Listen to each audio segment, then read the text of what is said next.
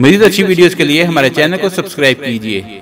अरब TV के मुताबिक मस्जिदुल हराम और मस्जिदुल नबवी के इंतज़ाम इंसराम के जिम्मेदार इदारे अल हरमीन और अल शराफीन सदारत ने बताया है कि काबतुल्लाह तकरीबन 180 मरबा मीटर रकबे पर मुहित है और इसकी छत लकड़ी के 3 मजबूत सतूनों पर इस्तादा है। सतूनों की लकड़ी दुनिया की मजबूत तरीन लकड़ियों में से एक है और सहाबी रसूल हजरत अब्दुल्ला बिन ज़ुबैर रज़ियल्लाहु तआला अन्हु ने लकड़ी के ये तीनों सतून बनवाए थे।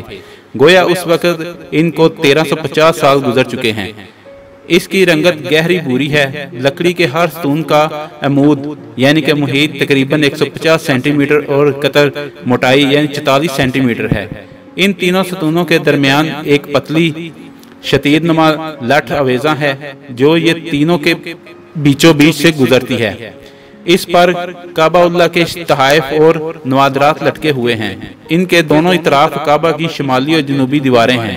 मस्जिदुल हराम और मस्जिदुल नबवी के इंतजाम और इंसराम की जिम्मेदार इदारे ने बताया कि काबा के दाएं जानब अंदरूनी हिस्से में रुकने शामी है। इसमें एक सीढ़ी है जो मुस्ततील नुमा कमरे की जानब जाती है।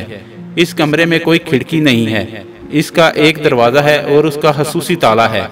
इसके दरवाजे पर खूबसूरत रेशम का पर्दा लटका हुआ है और इस पर सुनहरे और निकराई रंग की कशीदाकारी हुई है।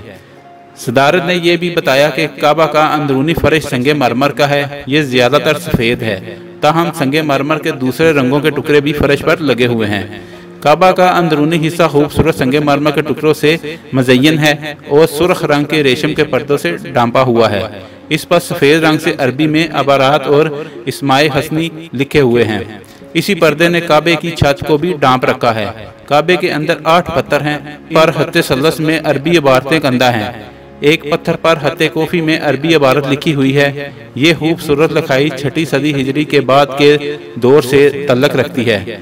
दीवार शर्की पर काबे के दरवाजे और बाबिल तोबा के दरमियान साबिक सऊदी फहद बिन अब्दुल आल सऊद की एक दस्तावेज है जो संगे मरमर पर कंधा की गई है। इसमें काबे की तज़ीनों की तारीख दर्ज है।